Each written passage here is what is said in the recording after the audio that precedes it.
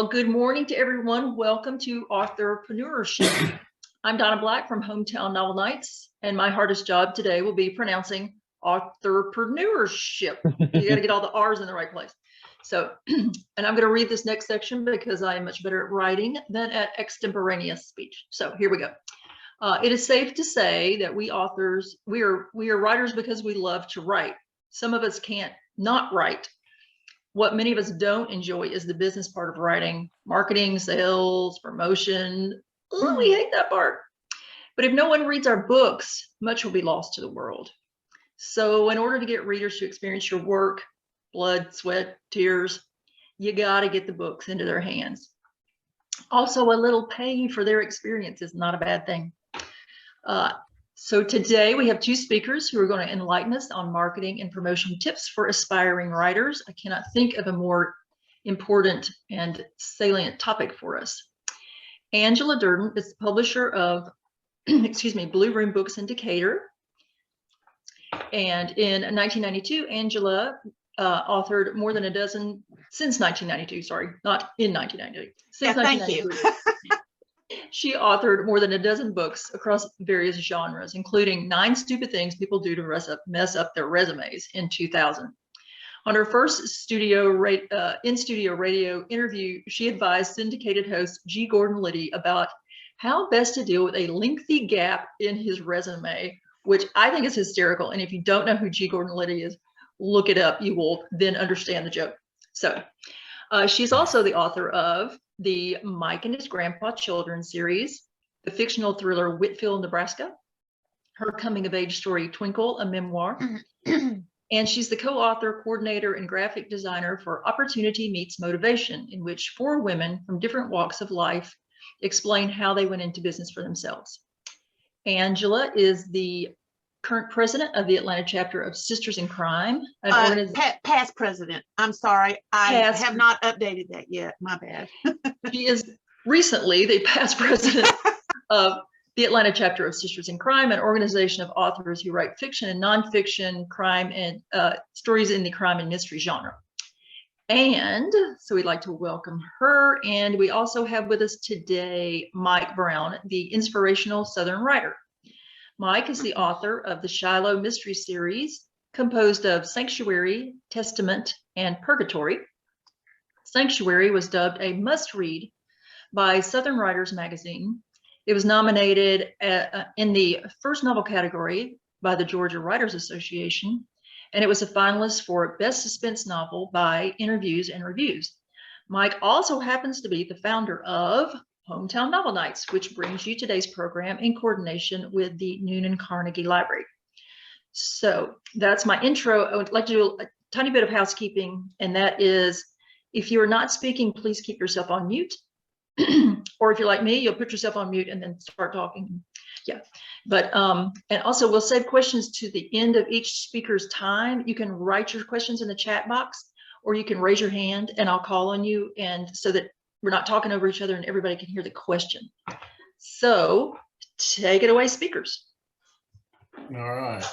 Thank you, Donna. Thank you. I'm just going to do it the warm up because just like everybody else, you know, I'm looking forward to listening to Angela Durden. Now, I have an advantage that I've been talking to and listening to Angela Durden since she actually guest appeared on Hometown Novel Nights earlier. That's about a couple of months ago. And I've had a fantastic time with her, and her Blue Room books has been very helpful to me and some of the projects that I'm involved in. So I'm not going to waste a whole lot of time there, but I do want to talk about authorpreneurship because it's something that has been dear to me since I first put out Sanctuary. And I have done a couple of the workshops with authorpreneurship since then. Now, we don't have time to do a 6-hour authorpreneurship workshop, but I can give some basics to get us started with that. And then Angela Durden's portion is a natural carry forward of part of what it would be on an authorpreneurship workshop. So with that, I'm going to go into screen share, and let me see how I can do this, and kind of get you the starting point for entrepreneurship is attitude. And I talk to authors all the time. Several of them are sitting here, watching today, and they go, can't I just write and have the next best-selling novel of all times so that I can run back, get that released, and go write another story? But here's the sad truth. How many books are sold when they're put on a bookshelf and they're not ever picked up? The answer is real simple, okay? If a book is not put into the hands of your audience, you can print as many books as you want, but you're not selling any books. If a bookstore even orders books onto their bookshelf because they're curious about the book, but it never sells, do you know that it never even registers a sale for a book sale? Because book sales only get registered once they pass through the cash register and a reader has bought it. So with that being said, and these are a lot of things that I've learned the hard way. And so I'm sharing that. So maybe some of you may not have to experience some of the pitfalls that even I know for firsthand that I've experienced. So let me see, I'm gonna pull this up and let's see how that works out. Let's see, and Keynote. Let's see if that works. Desktop. How about desktop? It's going to have to let you do that. Let's see if it does it.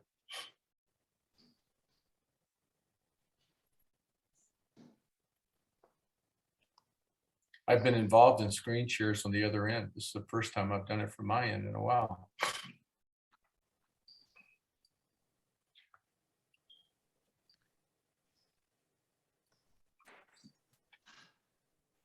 Have me shifted yet or not?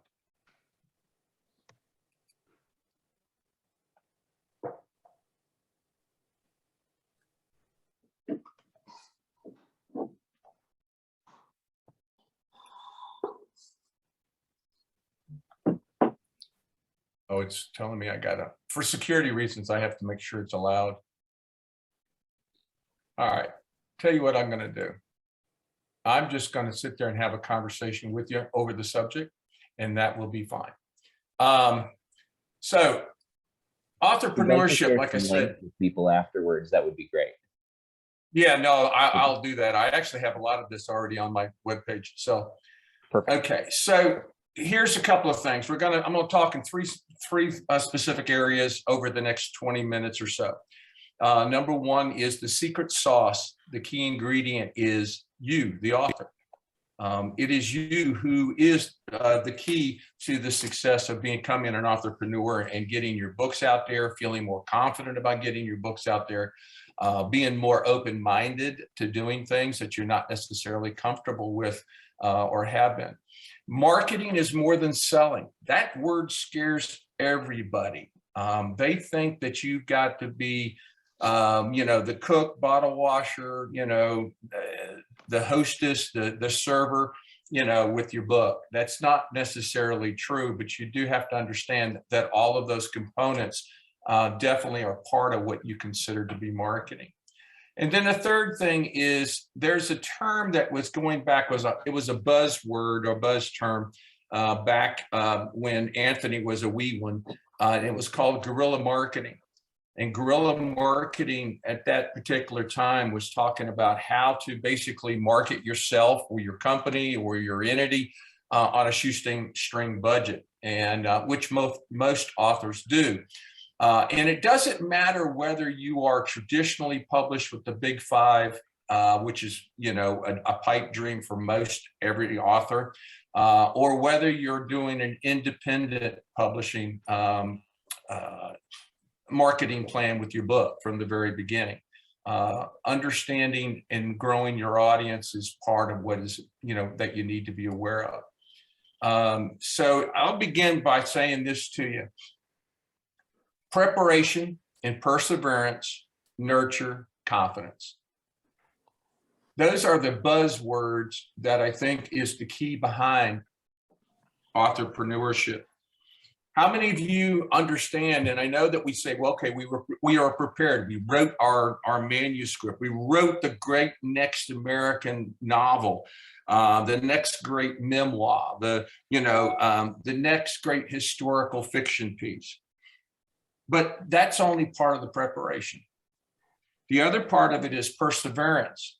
How many of you are willing to sit there, and even though it seems like you're struggling, and you want to throw up your hands, you want to say, oh, I'll never be able to sell any books. I'll never be successful. You go to a book signing event and nobody shows up.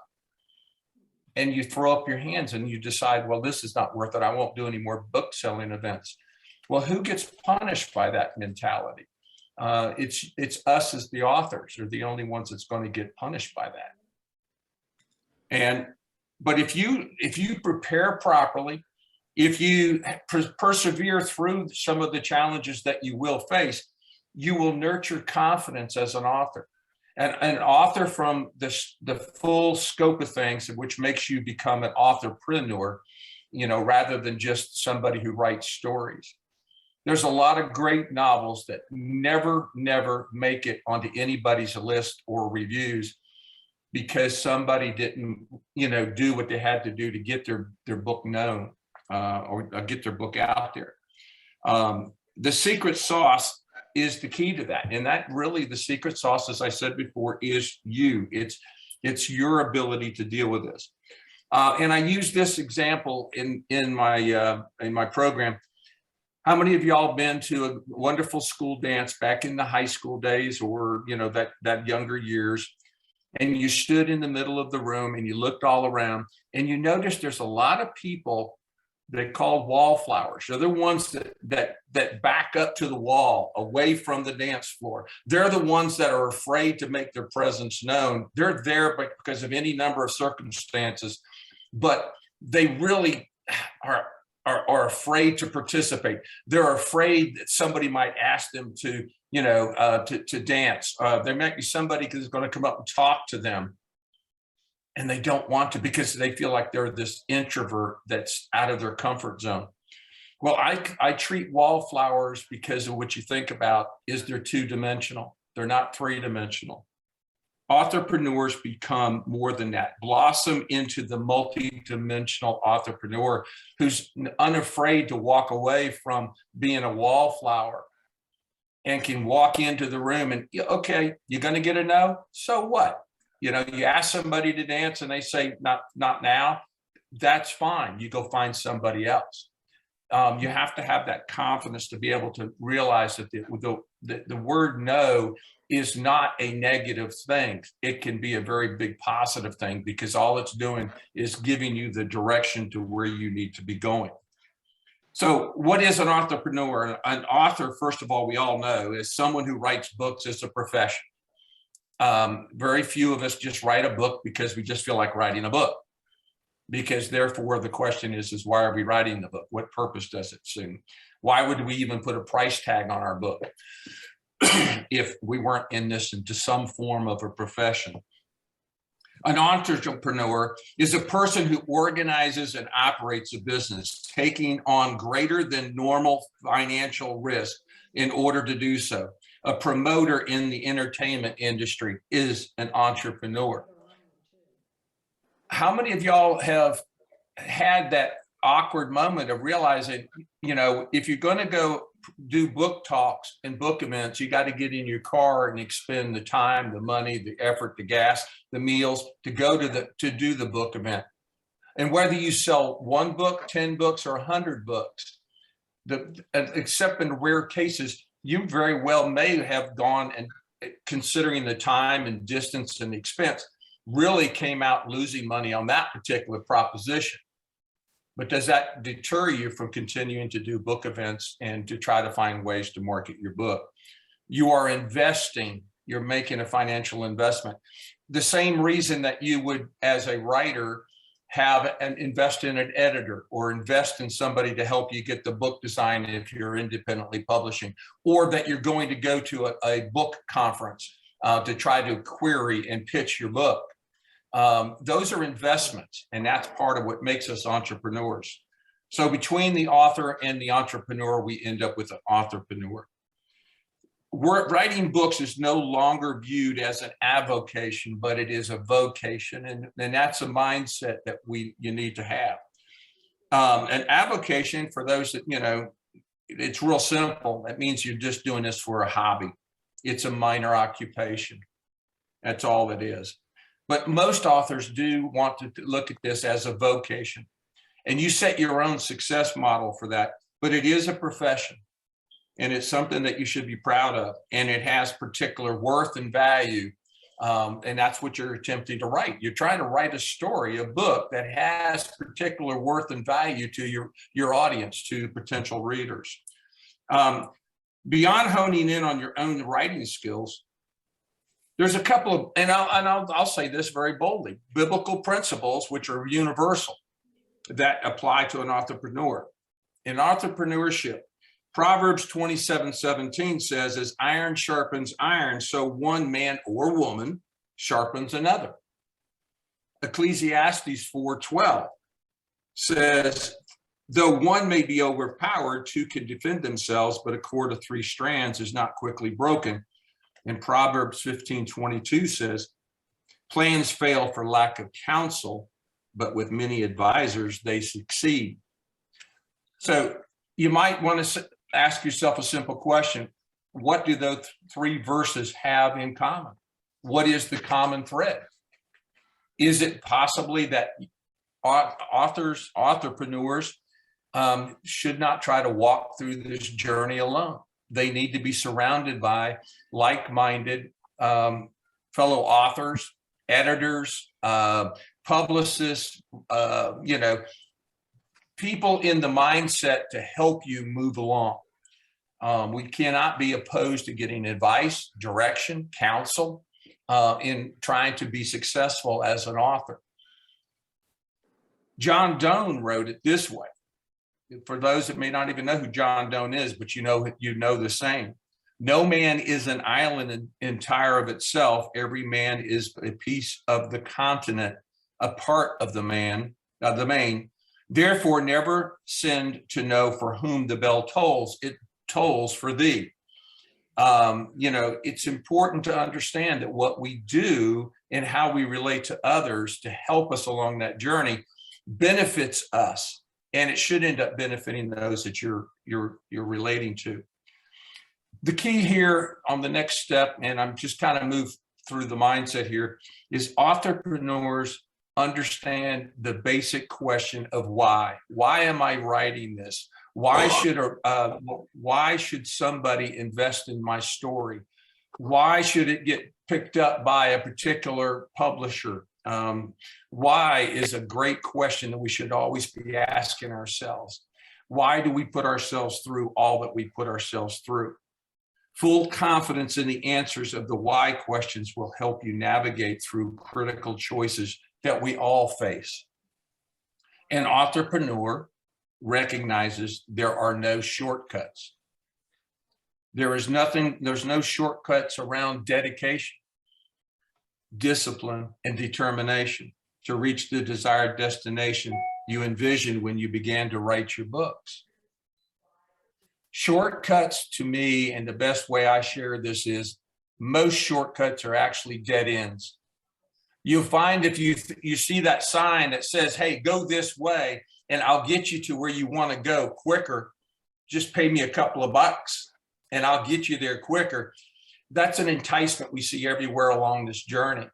But most of those shortcuts are actually nothing more than dead ends.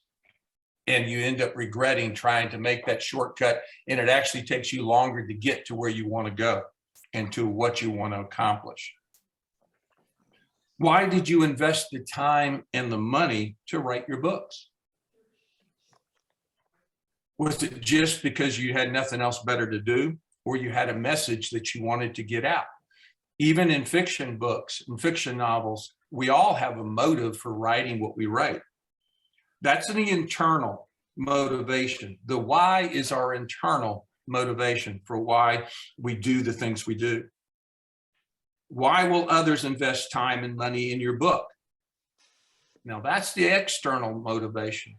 Do we understand why we have written the book that we have, to the extent that we can sit there and now include how that will apply to the motivation of somebody to walk into a bookstore, scour the bookshelves, and happen to see the spine of our book and be willing to pull it out and take a look at it. Because that's that invitation for that particular reader to want to read our book. Or when you're standing there at a table at a bookstore or some book event downtown Newnan or wherever, or at Carnegie Library, and you're talking about your book. Talk about the book from the viewpoint of the external motivation. What about my book? What about my story? What about what I have to say is directed to the person in the audience? You know why you wrote the book, at least I hope you do. But what is it about your book that the people need to understand? Because that provides the value and the worth for them to take the time to at least open the book up in their hands. And then the rest is up to you, because obviously you need to captivate the reader pretty quickly. Why will others invest time and money in your book? Think about editors, agents, publishers, book clubs, book retailers, and the book reading audience itself. Understanding that why is so important to the authorpreneur, because just because we know why we wrote the book, it doesn't mean that the book will sell, doesn't mean it'll get picked up off of a shelf. It'll sit there and make you feel good that you finished it. But if you haven't communicated the motivating factors behind why somebody's going to invest their time and money to help you along the path, to invest in your book, which would be a publisher or an agent, they're getting inundated by a sea of manuscripts. Why is your book worth their time and effort and money? Particularly if you go fully traditional. That's why it's so hard to get into the big five. Well, then the next question goes is, what about your book will pique the curiosity of others? What will actually do that? The most uncomfortable thing that I see when I go to book events, and many of you, and I know a lot of y'all have done this, when you're sitting there and you're at a table with, or several tables, you're in a room with multiple authors. How many of them sit there behind the desk with their books in front of them, and they're on their iPhone, or they're on their laptop, or they're in conversation with somebody next to them, but they're not talking about their book. They're not eager to engage somebody to talk about their book. One is typically it's because they're uncomfortable with that. They don't know how to spin what I call an elevator pitch. Now, we're all supposed to understand what that means, but a lot of us struggle with that.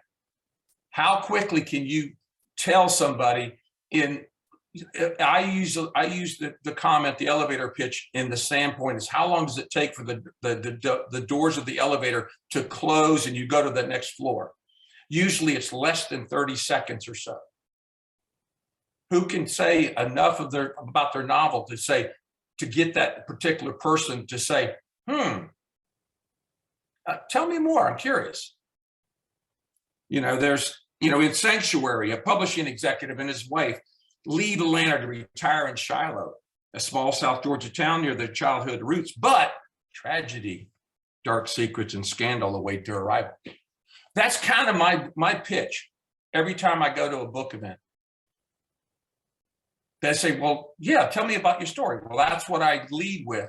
And then basically, based on what I see how their reaction is I go on and will give them more. I'm looking for that twinkle in their eye, that little reach for the book. Or how many of you actually hold the book in your hand and slowly start to offer it to the person that's listening? Now, what would be the signal that they want to know more? They're going to put their hand out and touch your book. Marketing is more than selling. Marketing is more than some corporate concept or a smart sounding buzzword. It's now part of the acumen that you need to know once you start talking to agents and publishers, because they're going to ask you, what is your marketing plan for your book? How are you going to participate in getting your book out there in front of the public? It's a necessity now, but it's also not the new. It is old and tried and true of a concept that as old as capitalism itself, which dates all the way back to when cavemen were sit there bartering and swapping goods thousands of years ago. And here is why marketing is imperative for every author. First of all, let's face some reality. Every single day, there are oceans and oceans of books out there to compete against.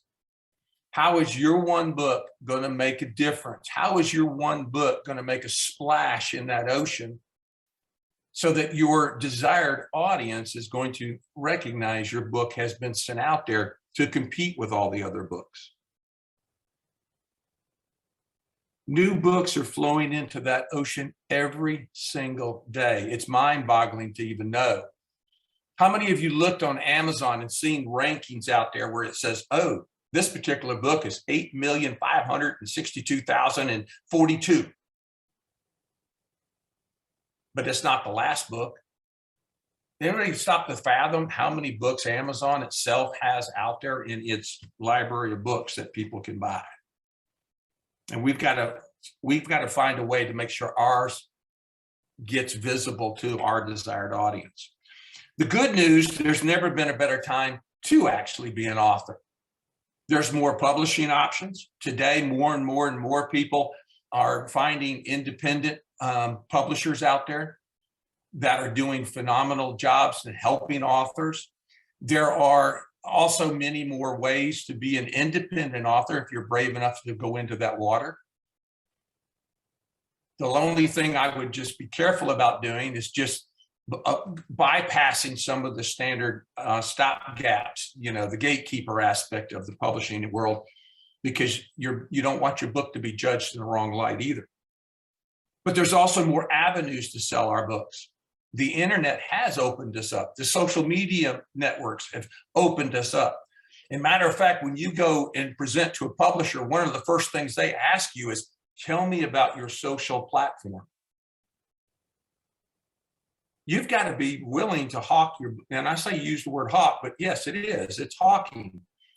You're like at the circus, and you're trying to bring the crowd into your tent because there's the bearded lady or the hairy monster inside waiting to see these people.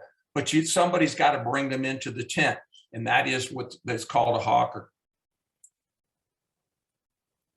Bad news is all these options and avenues result in more and more books rushing onto the marketplace just because there are more ways to publish, thus more competition. So it's kind of a double-edged sword. Effective marketing stimulates interest and creates value. What are you doing to help your book to have the interest to it drawn and the value established to justify people to invest the money and time required to read your book? Marketing is a process, and it's really an attitude. A well-written quality book greases the wheels of marketing. Marketing decisions involve your book's design and format, exterior cover images, layout, and content. How many of you know what is the first thing that a person, a particular reader, sees when they go to an event? Or worse yet, when they go into a bookstore? Unless you're some primo author and you get some favorable positioning and they put the front cover out, what the reader sees or potential reader sees first is your spine. And sometimes that's seemingly the last thing we give attention to. How does your book stand out if all they see is the spine first? Because what it's intended to do is get the reader to reach up and to pull that book off the shelf enough to see the front cover. And then what does the front cover do for that person? How does the back cover work? That's working with your publishers. It's working with the people that are involved in your book cover designs and layout. Once they open the book, does the book interior look inviting? Is it been professionally laid out? Will that person have reservation in going to the first page? Because what do they see first? They see reviews, raves, who published it. They're seeing the title page long before they even see page one. I've written a whole separate piece, and it's a whole nother subject, but I always say first page matters. And it's not that it's something we should not discard. And that's an old truism in writing anyway, because we want to hook the people as soon as they read the first page. But the most important aspect is what got them to read that first page. But when you're talking about book cover and imagery and interior design and all of this other, and what you put on your in your social media and on the internet, on your webpage, your images are all part of what is called branding. How many of you understand the value that when somebody sees a picture on social media that you have repeated over and over and over and over again? All of a sudden, these people will immediately start to associate you with your book. They know who the author is by the imagery that they've seen. They get curious about your books because of the branding concepts that you establish. It's not something that is to be taken willy-nilly. Advertising identifies and seeks to engage your audience to act. Don't be afraid to advertise. And advertising doesn't mean go out and spend thousands and hundreds of dollars with some PR program. It means investing the time to advertise your book to your network, to your platform, whether it's by email or any other number of methods. Getting out into the public and letting them know, going to the newspaper and getting an article put in your local newspaper about what you do as an author in your books.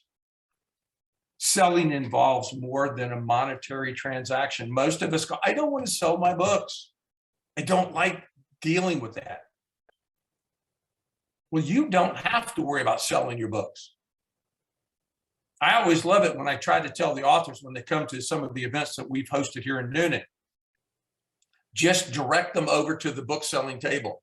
They'll handle the selling of your book. You just generate the interest in your book and let them go over there. If you're at Corner Arts Gallery here in Newnan and we've done an outdoor event at one of the downtown events, I always tell the authors out front, generate the interest with your books. Send them inside to get their books, because that's where the purchasing takes place. You don't have to buy and sell, you don't have to be involved in the actual selling transaction. Just talk about your book. Talk about who you are. That makes me want to say real quickly, what'll sell your book faster than anything is people getting to meet you and know you as the author. Because if you are that personality that they like, they'll be curious about the book you wrote, and it'll help you sell more books. So being in front of people is important that way. Selling is also encouraging word of mouth participation. Sometimes we're afraid to ask for reviews, or we're afraid to say, hey, as they're signing the book, hey, don't forget to tell people where you got the book. Don't forget to tell people about my book if you like it. Stir up social media engagement. Seek reviews. Get them, whether they're verbal or written. I don't make a big fuss about whether they go to Amazon or wherever.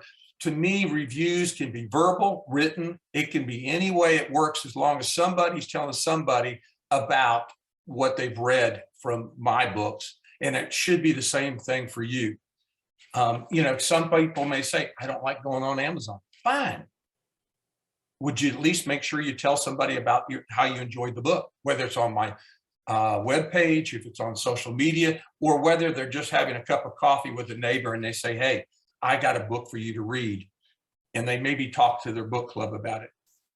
And speaking about selling, Newsflash, whether you're seasoned, outgoing personality or a shy, reserved introvert, the secret sauce of success rests with you. And I'll say this as my final thing. Success is not a destination, it's a journey. And being independent authors particularly, it's a long journey. It's not 90 days in and out and hope the best. Avoid the temptation of shortcuts. Anticipate twists and turns along the way. And above all, avoid getting stuck in the deep ruts in the road. You'll be surprised by how fertile the soil that lies just outside those well-trodden deep ruts are. The most fertile ground is not on the road well-traveled, but what's just off of that well-beaten track. So with that, don't want to go any deeper in the woods than that. So I'll leave any questions if you have any before we get Angela to talk. Yeah, does anybody have questions? I can't see everybody. So if you don't have a camera, if you'll just if you'll move your mouse down to the bottom of the page, you can hit the chat box down there and type in your question for me, and I'll read it aloud.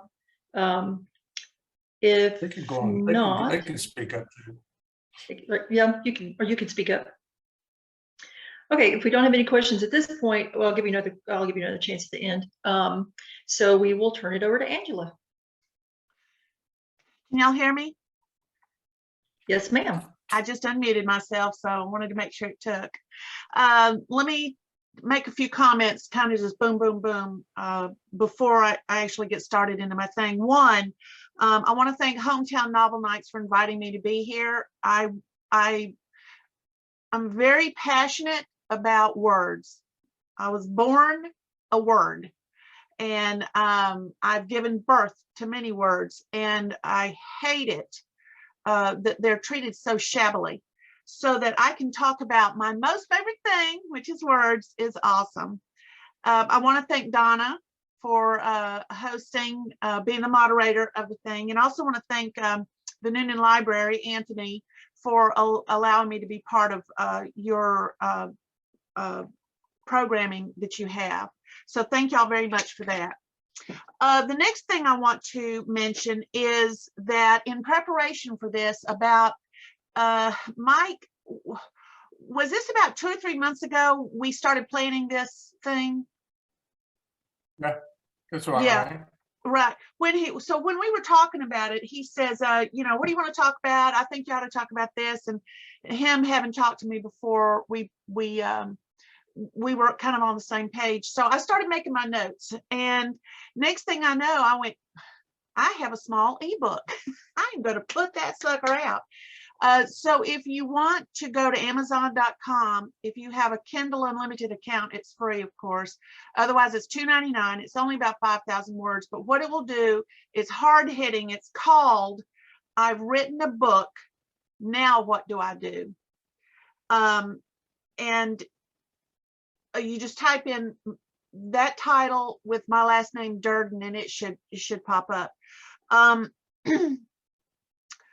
It will have expanded notes as to what I could be saying today, or we might not have time to get around to. And there are live links in it to various things that may be of interest to you if you want to do some more research, as well as a reprint of an article that I wrote for Publishers Weekly back in 2010 called The Death of Submit, Wait, Pray.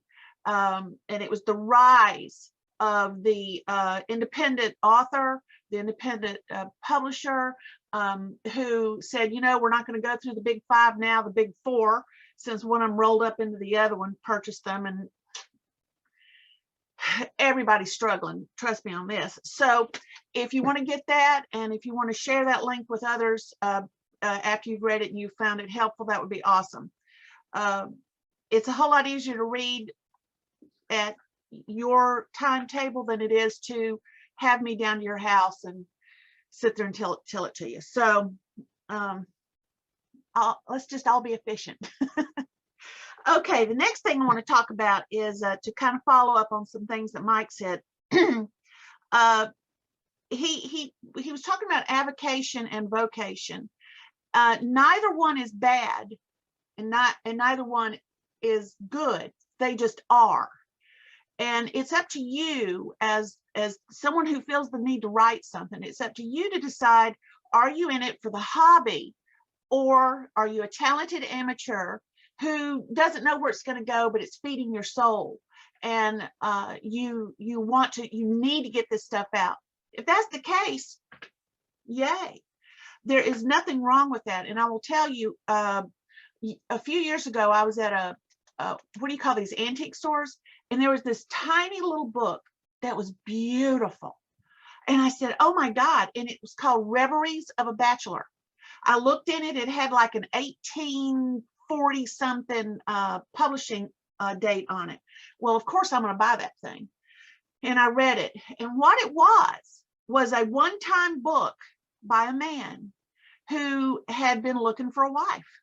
And he wrote a very short thing about all the different people he met, the dearth of women that he could get along with, and this sort of thing. And you're thinking, poor fella. And you get to the end, and he said, well, let me just bring this up. I did finally find a woman. She's wonderful. We've been married all these many years. But we had a sad thing happen. One of our children drowned in a creek. We don't know why. And I'm bawling.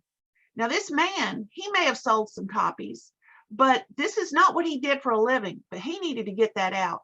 And look, here it was 150 years later, I find it and I'm bawling, because the human condition is what the human condition is. And no matter where we live, who we are, what our background is, we all have things in common. So if there's something that you need to write to get out because it needs to feed your soul, and you only get a few copies of it made, or you only sell a few copies, if you sell any at all, that is not a bad thing. But if you're going to be in business, now you have other things to think about. So I will ditto what Mike said about having things done professionally. And the word professionally is bandied about these days willy-nilly. And what one person's professional is another person's trash. You really have to be very careful in who you choose, why you choose, follow up with them. Know your business. If your business is words, know it. Understand the difference between spell check and editing. Spell check may find a misspelled word, but it will not find the word that's misused and leads the reader onto another path. This is the kind of thing you need to deal with. So I wanted just to make that point. So if your goal is to sell your book, you may or may not make money, but you may be following a path that you want to follow, and you don't know when you're going to make money. I was watching a show out of Japan yesterday, and this guy was inventing a thing. You know, those things you're seeing on TV now where you can roll it across your private information and it scrambles, puts scrambled stuff on top so you cannot see what's under it. He invented that out of Japan, and it took him 100 tries to manufacture this thing that rolled to get the right thing that worked properly. 100 tries, and it took him years. And he said, but I knew it was needed, and here it's being sold around the world. See, so failure is not a bad thing. Failure tells you what doesn't work. Think of WD-40. WD-40, water displacement method, number 1 didn't work. All the way through 39 didn't work. But when they got to 40, WD-40, water displacement, comma, 40th try, it worked. And now it's been a seller for what, 80 years or something like that. And it works. it does great. So failure is not the problem. And if you put false, I don't want to say false, that's the wrong. If you put expectations on where you should be at a certain time, and they don't come true, and this happens with everybody in all businesses, I don't care what they are, it doesn't mean that the product that you came out with was bad. It could mean the market wasn't ready for it. So you have your back catalog. You know, you don't write the one book and hope to make the $1 million or the $1,000 or whatever it is you're hoping to make. You keep writing if this is a business, and you continue to hone your writing skills. So that means you have to be very clear about what your goals are. And if your goals are to be a millionaire, you need to rethink those goals when it comes to books. There's 2 scriptures, since I don't know who here likes the Bible, but I do. And in Ecclesiastes 12:12, King David said to his son Solomon, he said, as regards anything besides these, take a warning. To the making of many books, there is no end, and much devotion to them is wearisome to the flesh. So have your goal, work it, but then remember Ecclesiastes 9:11 that says time and unforeseen occurrence befall us all. Just because you're the fastest doesn't mean you're going to win the race. Just because you're the wisest doesn't mean you're going to have the money. These are what these scriptures say. So have a realistic view of what your of how you're going to reach that goal. There was a time where if you wanted to sell your own book, if you wanted to get a per unit price that was low, you had to order 5,000 copies of them things. Otherwise, you would never make any money. People had closets full, garages full. They were toting them around in their trunk. Please, God, let me get rid of these. They were dying, and their families were going, where did Mama get all them books? Or where did Daddy? What? So they didn't know what to do with them. But with print-on-demand technology, which, by the way, here in Atlanta, Ahmad up at BookLogix was one of the forerunners of the ability to do that. I think he worked for, I think it was Xerox at the time, and he said, you know, there's got to be a better way to do this.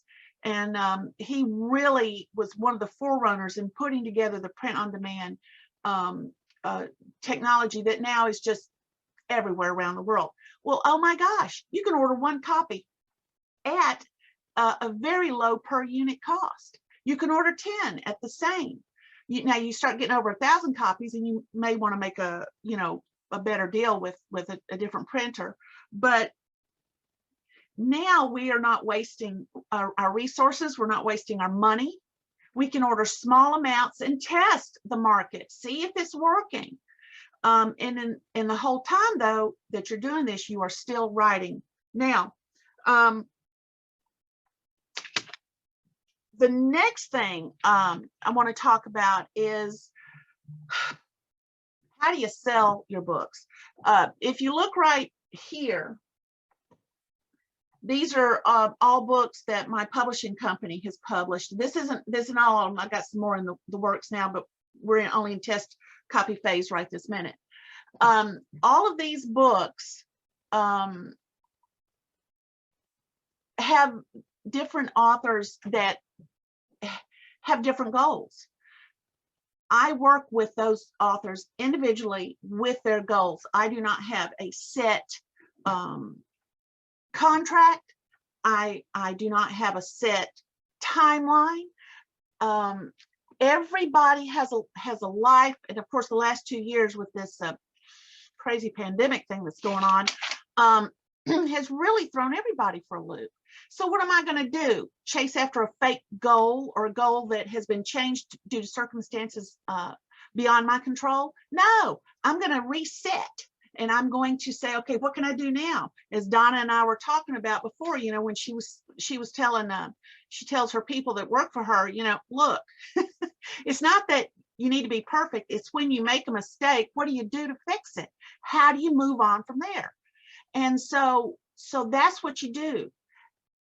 That, I think, is one of the big problems. And if you get the ebook I wrote, I'll go into a lot of detail about that. But I think that's one of the problems with the publishing business right now, is that technology has moved so fast. They are still stuck in the old sales model. And then you think about, excuse me, as Mike was saying, there are millions upon millions of books. People publish them. Nobody's going to Amazon and to type in a keyword, hardly at all, compared to those that see the link, the ad copy or the marketing copy or whatever for your book, and says, hey, I think that might be interesting. Let me click on that link, and it takes them directly to the sales page. That's Amazon. But you know, local bookstores, independent bookstores, corporate-owned bookstores, and honestly, it is the fault of many an author who wanted to take the shortcut. They decided they were going to do their own cover. They decided they were going to do their own editing. They decided that their honey bunny was going to do their own editing, which, by the way, I put together a great little flow chart all about that one day. Email me, I'll send you the PDF. You'll love it. But if your honey bunny has the English major degree and they've had the creative writing course that they are certified in, does not mean they know the business of how to check on your information in your book. If it's nonfiction, it's going to be a completely different type of editing. There is a much greater, you must be very pinpoint about checking links, checking facts, because sometimes people type, they're thinking one thing and they come out with another. May not be accurate.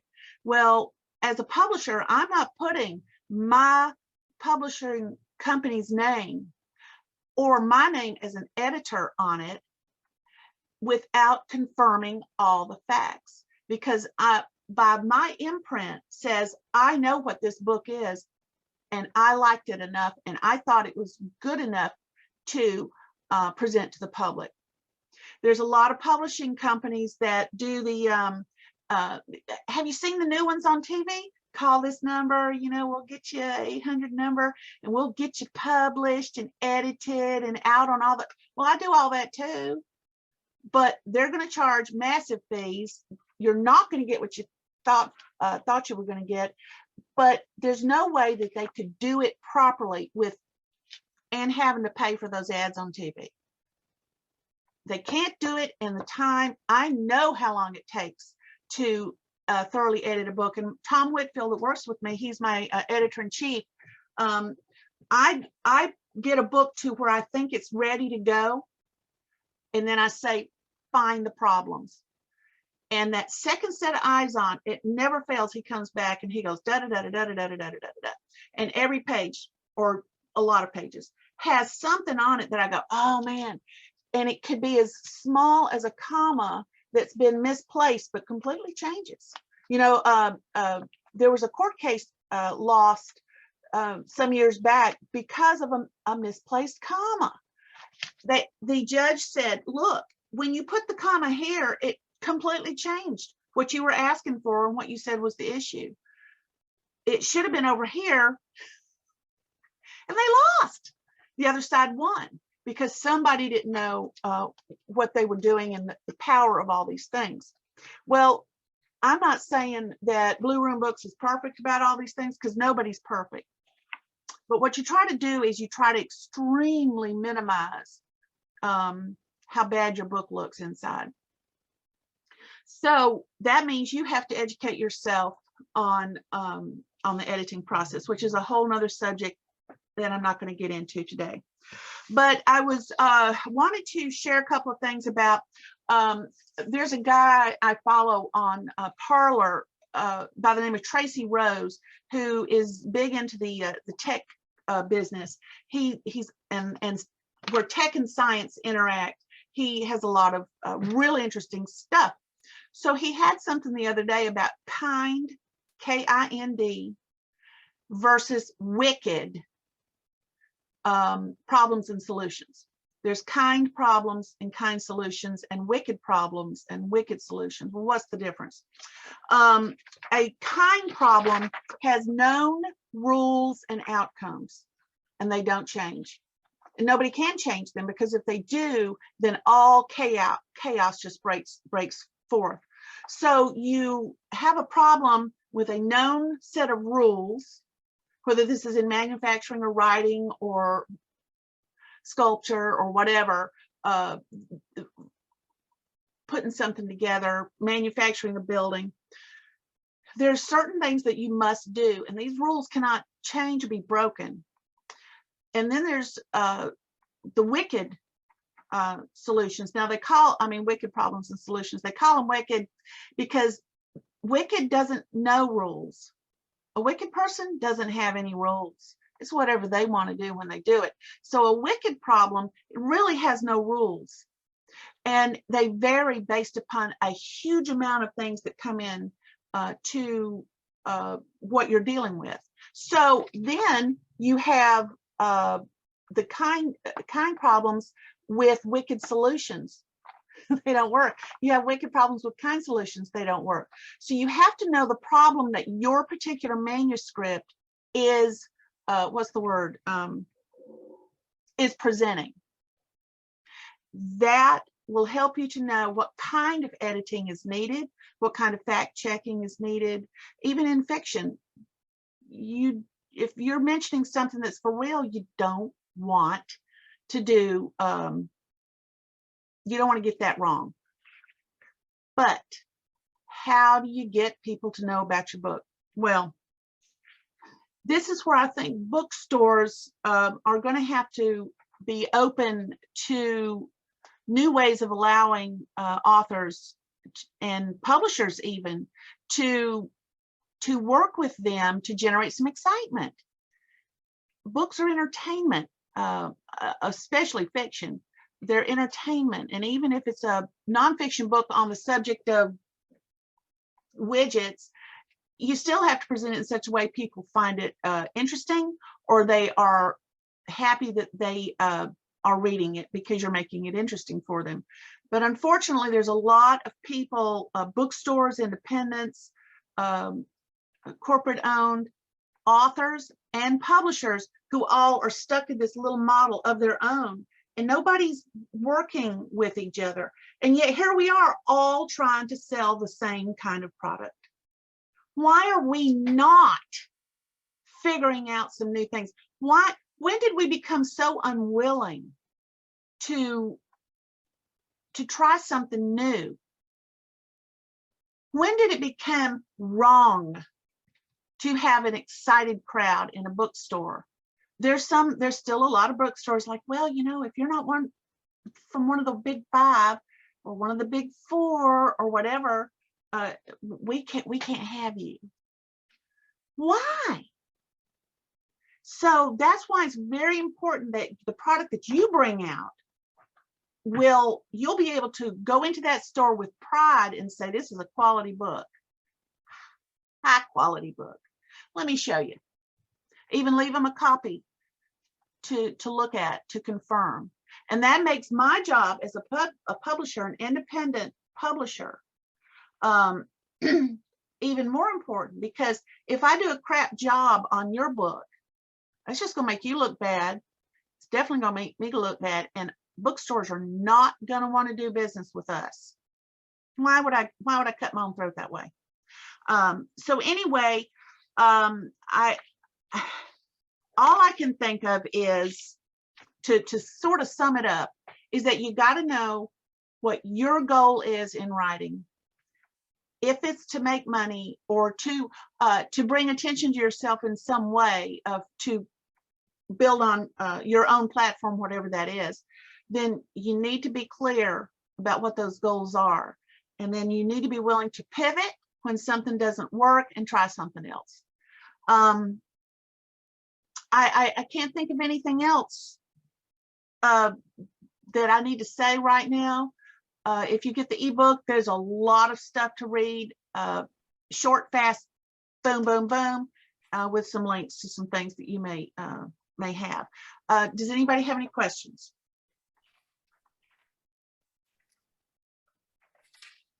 What I'm going to suggest is to take I have received Angela's, what is her ebook, and I have the printed version of it here. And what I would tell you is there's information in there that she's touched on some of the points, but some of the things here is there's a myth out there about the publishing world for authors. And then there's the truth about the publishing world. There's a myth about bookstore activity that a lot of people have bought into. And then there's the truth. And she brings this out in this very pointed, it took me all of about 45 minutes to read through it. It's just 5,000 words, you know. Yeah. Yeah. She also addresses why is the publishing industry, the myth of the publishing industry the way it is versus the truth of the publishing industry, and where is the strength of the independent publishers. And they really, really are out there. And I think we're going to find more and more independent publishers out there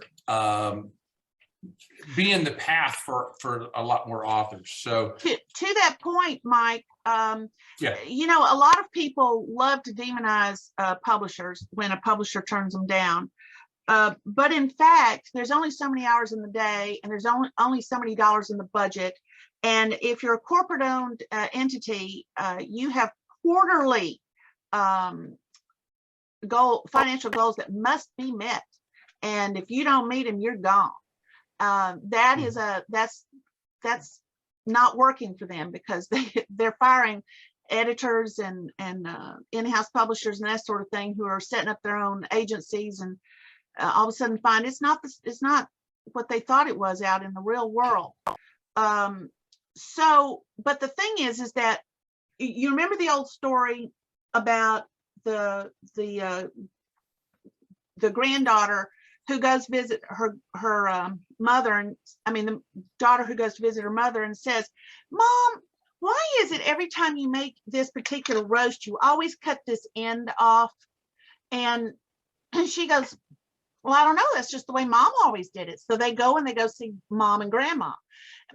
"Mom, why did you cut this?" She goes, I don't know. Let's go ask Great Grandma. So they go back to Great Grandma, and Great Grandma says, "Because my pan was small." She had to cut the piece of meat because it wouldn't fit in the only pan she had. And yet for 3 more generations down the road, everybody's cutting off that end, and they don't know why. That is the publishing business. That is the music business. That's the film business. That's the art world. It's manufacturing. It's all kinds of things. Why are we doing it that way? Well, because our pan was small when we got started, and that's the only one we could afford. That was the way it worked then. So when someone says to me, "Well, that's how we do it," and they cannot tell me why, then I already know they're lost. They're swimming upstream, and they don't even have any fins. They're just kind of hoping they make it. So but to be mad at them is just a waste of energy. I was mad at them for years. I had one book stolen by a publisher, and he got it put out into all the books, not Barnes and Noble. It was called a book. I forget it. It's out of business now. But they had something in every mall in America, big bookstores. Borders, that was it.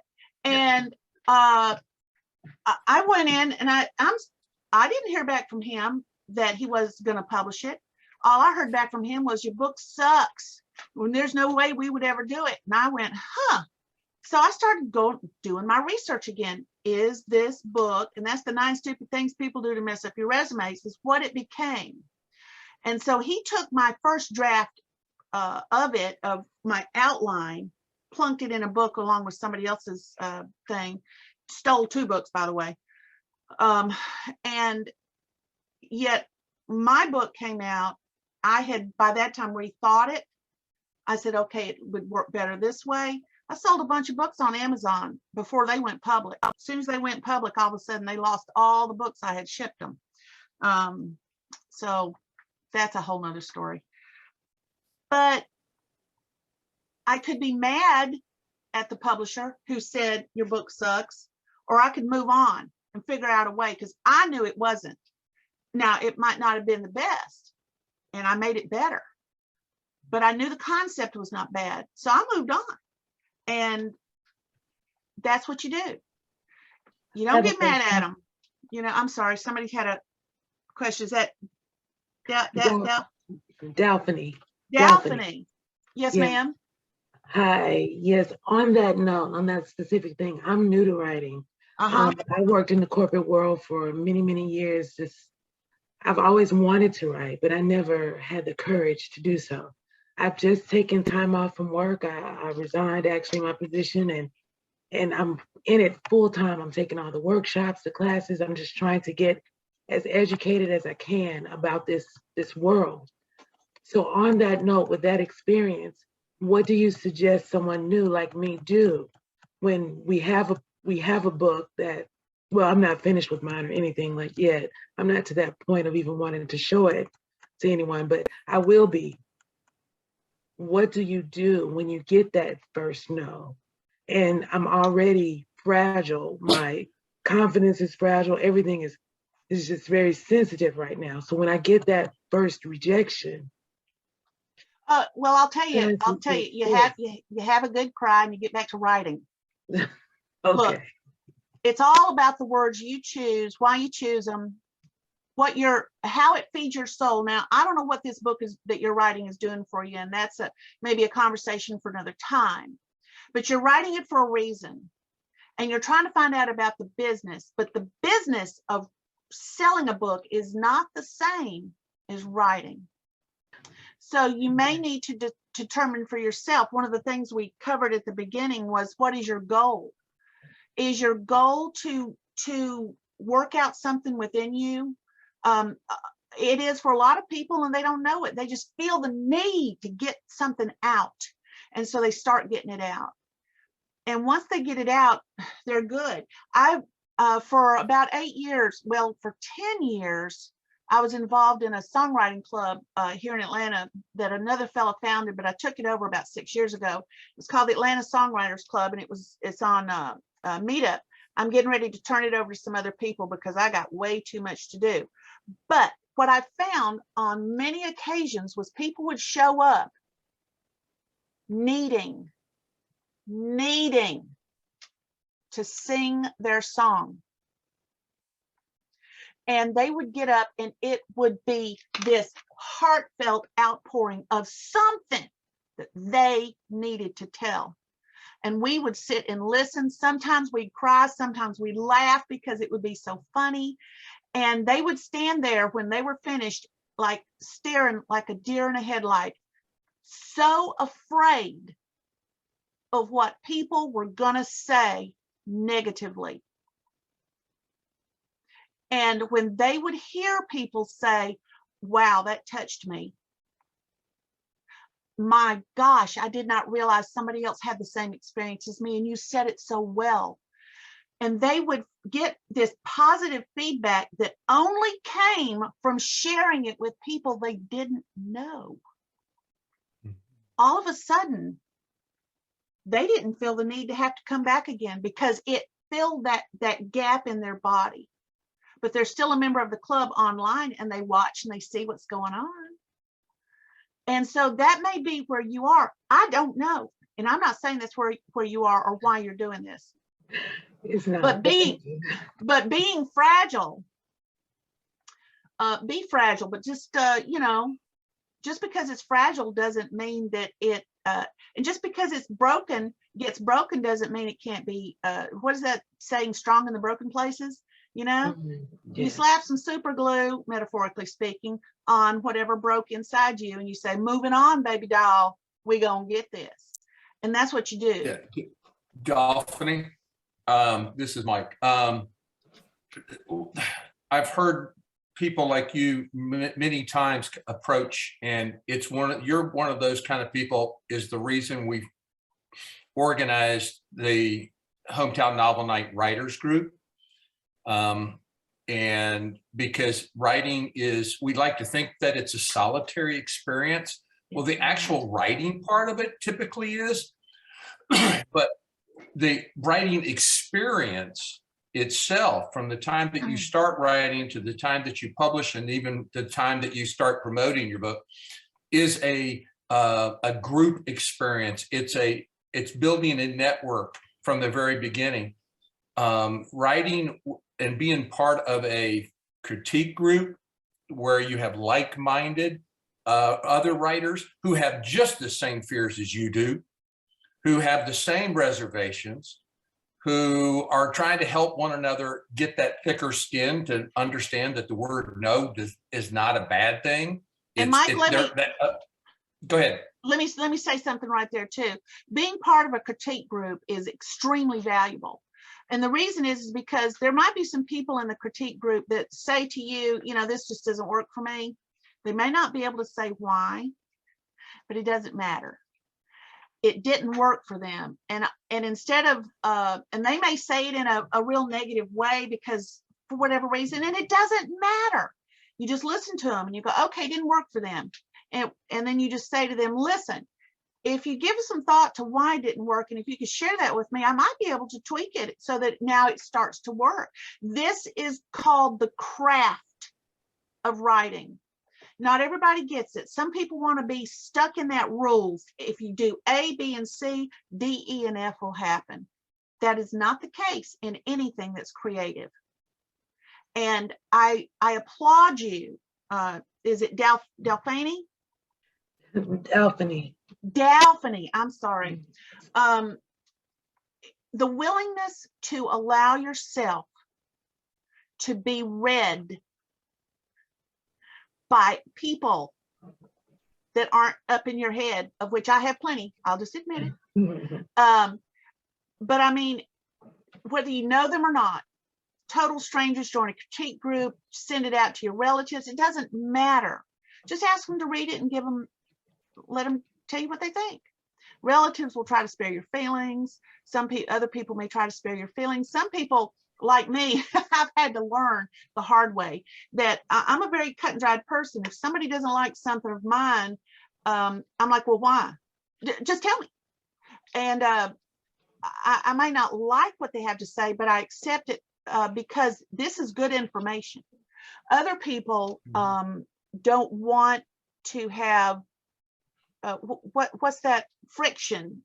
They think friction's a bad thing, but you know what? Oysters make beautiful shells because something was causing them friction. I mean, not shells, but pearls. Pearls, right. Right. You will, by allowing yourself to be open to what people say, by allowing yourself in your fragile state to be heard and willing to accept whatever it is people say, you will grow stronger. You will learn a massive amount. Your writing will benefit, and therefore the reader will benefit. You got to do that. Yes. Yeah. Let me make one other point for you. I've been doing that, but I started out with a small family group, and they were very encouraging and things like that. I even have some things set up online where, and I'm asking for feedback. I did not receive a lot, but it was still great. And I am a part of a writing group. Good. I'm just very shy, and when it comes to putting it out there to promote, that's why I'm taking this class today, because I'm like, this workshop is because I want to know how to get past, presenting my I guess my baby and say, look at my baby, isn't she pretty? And for them to say, well, not so much, or ill, it's just making me a little nervous. Well, let me share this. It's Angela, not your baby. It's a product. Let me share this with you. At the same time, I mean, it's something tended to for now going on. Sure, 6 yeah, we all months. feel that way, but it is a product. Right. Yeah. Dolphin, Sorry, I'm sorry, Dolphin, Mike. let me give you some advice this way. And I think this can relate to every one of us that's listening today and those that will catch us later. Remember what it was like being that wallflower in the beginning of your dating career.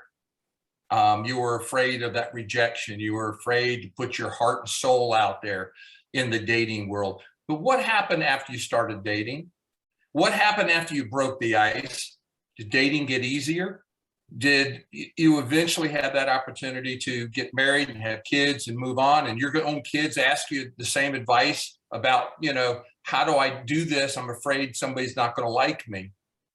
And what would be your advice to your own child that way? Well, this is the same thing. Our book is our child.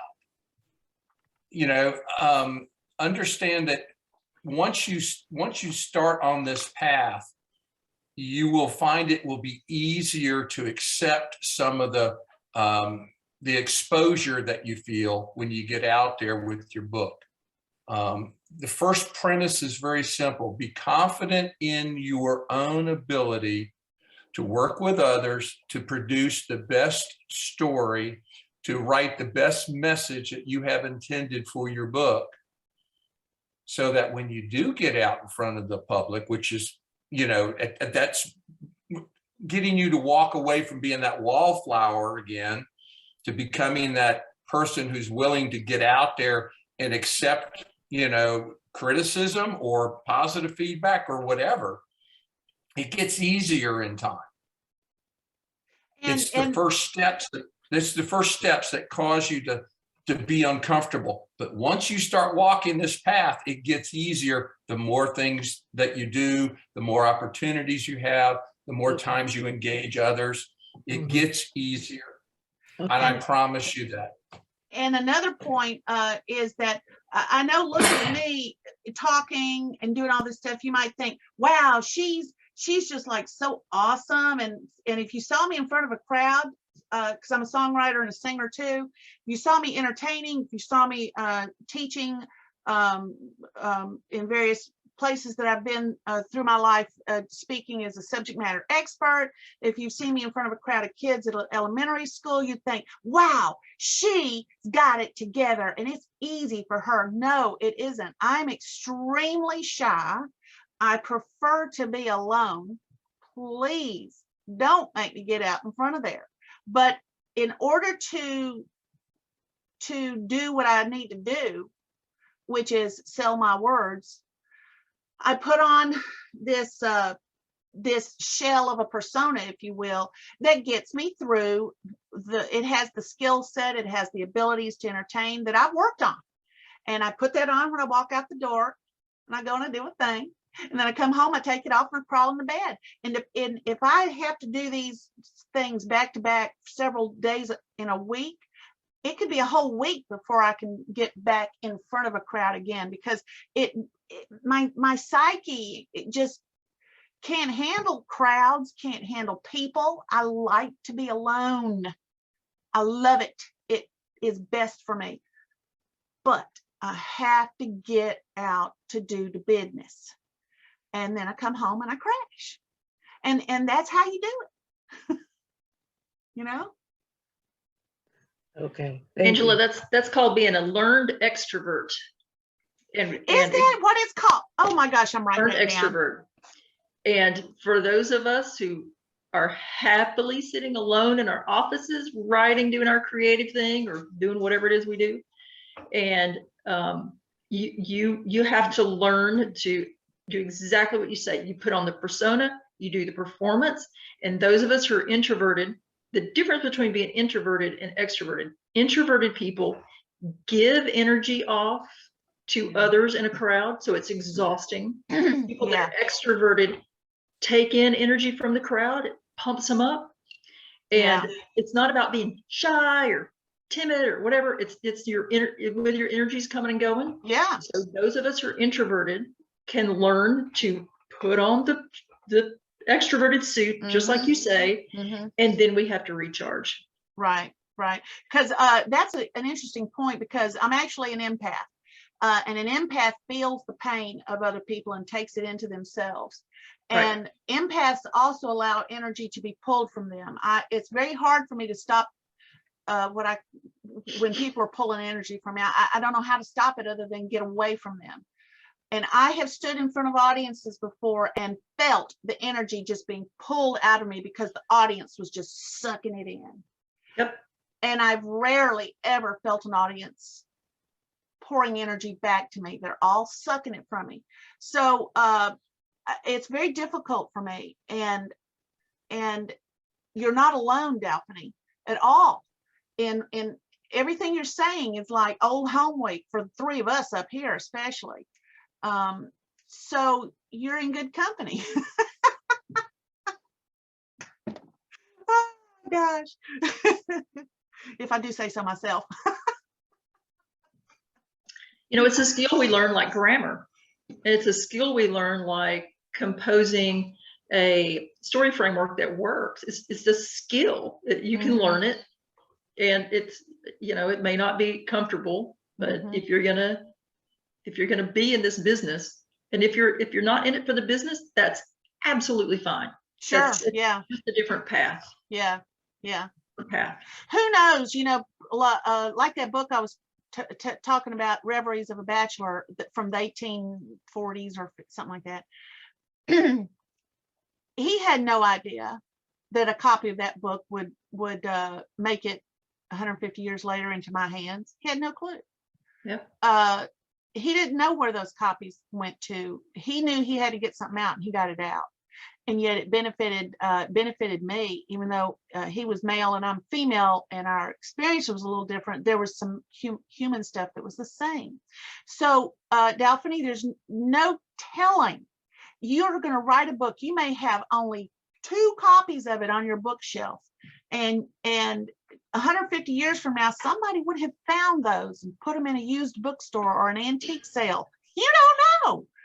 So we write not only for now, we write for the future, so that connections can be made between generations. Yeah, here we are. So, you know, what have you got to say, and why you've got to say it may resonate now, may resonate later, may resonate now and later. We don't know.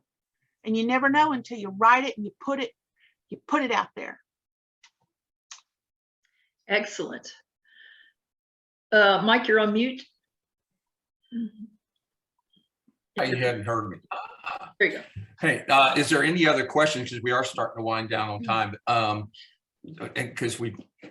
But I think they've been good points. If there's been any other questions, if not, there's a couple of little house cleaning things I wanted to cover at the very end. Okay, I was just going to say, I'll finish and then I'll let you finish. So I wanted to thank Mike and Susan for all the valuable information they've given us this morning. You've given us a lot of things to think about and some things to research and ponder over. We really appreciate that. And of course, we'd like to thank Anthony Erda and Susan Crutchfield at the Newnan Carnegie Library for their continued support of local writers and hometown novel nights. So Mike, I'll let you finish up. All right. And Angela, I'm tickled to death that, because I've had the advantage of knowing you a little bit longer than some of these folks, but anybody have questions, get in touch with Angela, you know, and she'd be real helpful. We'll have her back again for down the road for sure. A couple of quick points is this, for Hometown Novel Night writers groups, the first 2022 in-person writers group meeting will be at the Corner Arts Gallery on the 26th of February. It's a Saturday, and it'll be at every 4th Saturday going on forward, starting at 11 o'clock in the morning, and we go until about 12:30. Also, the virtual critique group meets every 2nd Monday, and Donna hosts that. And that is a virtual meeting, and it gathers on the 2nd Monday at 6:30 at night and goes for about an hour, hour and a half, depending on number of manuscripts and who's involved. Couple of things that to be aware of. Hometownnovel.com. If you actually went there today, you would see it is under construction, but you're starting to see it being put together. I I wish I had a media design person to do more of that stuff, but I'm getting it up and running. On there will be some of this stuff, authorpreneurship, links to Angela's works, stuff will be showing up there within the next week or 10 days. I have a meeting next week in Sharpsburg. The city of Sharpsburg is inviting us as Hometown Novel Night authors and writing groups to participate with them and use their facilities in Sharpsburg. So if you're interested in knowing more about that, please get in touch with me so that I can share all of that information. Our next Hometown Novel Night author panel is March 17th, co-hosted once again at the Newnan Carnegie Library. And we have a great group that will be on, it's actually St. Patty's Day evening that we'll be doing that.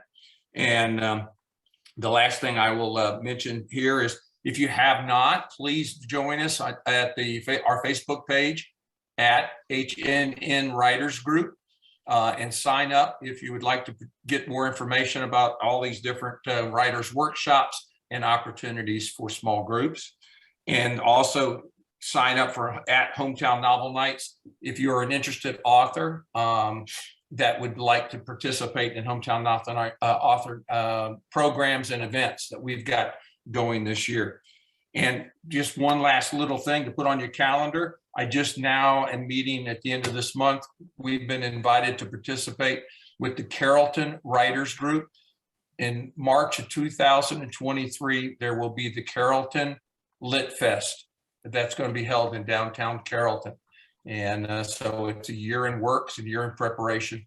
So there'll be more news on that. So that's all I have to say at this particular moment. I want to thank everybody for being here today. Angela, a special thank you, as you know. And Donna, thank you for doing your share. And Sure. Anthony, thank you for organizing it as always. And for Martha Dolphiny, David Allman, there's so many names. Every time I look, Ann Rhodes has been here, Elaine Smith. Elaine's going to be part of our group in March, if I remember right. Am I saying that right, Elaine? If you unmute yourself. Yes, she is. Okay. And David Allman, David, there you are there. David's been a participating member of our author group. So please, let us know what's on your mind, how we can help you, and how you can help us. We'd appreciate that. So Donna, I'll let you sign us off. That's all, folks. We will see you next time.